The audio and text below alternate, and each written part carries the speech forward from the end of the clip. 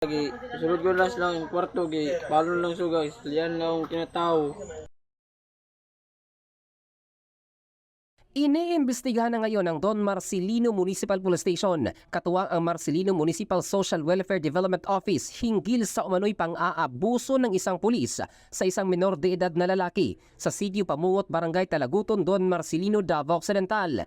Ito ay dahil sa reklamo ng isang binatilyo dahil sa umano'y paglagay ng maanghang na suka o tinatawag na sinamak sa kanyang ari, dahilan para ito ay mamaga at hirap din ito ngayon sa pag-ihi. Ayon sa ulat, dumulog ang bata sa detachment ng 3rd Platoon, 1st Davao Occidental Provincial Mobile Force Company noong Hunyo 18, alas 7 ng gabi para i-report ang lasing na ama na nagbugbog sa kanya.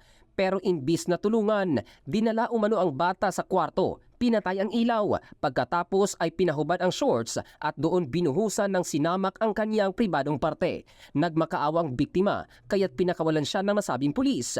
Nabigo naman ang bata na makuha ang pangalan ng police officer, ngunit makikilala niya ito kapag nakita itong muli. Agad nagsampa ng reklamo sa Women and Children's Protection Desk ng Don Marcelino PNP habang ang biktima ay nasa kustodiya na ng MSWDO.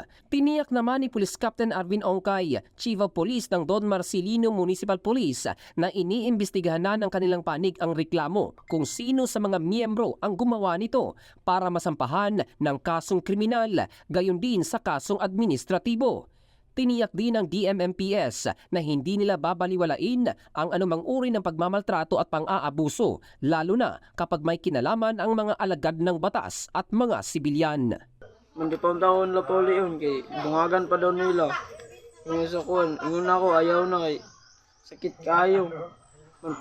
Pagawas na ako nila, dato ko sa bomba, nagugas ko rito, di na makahalang kayo. Ang balitang ito ay hatid ng Citroplus Zinc Capsule, Strengthen Your Defense. Ito si Jofel Candado in the heart of changing lives ng Brigada News Philippines, the Music and News Authority.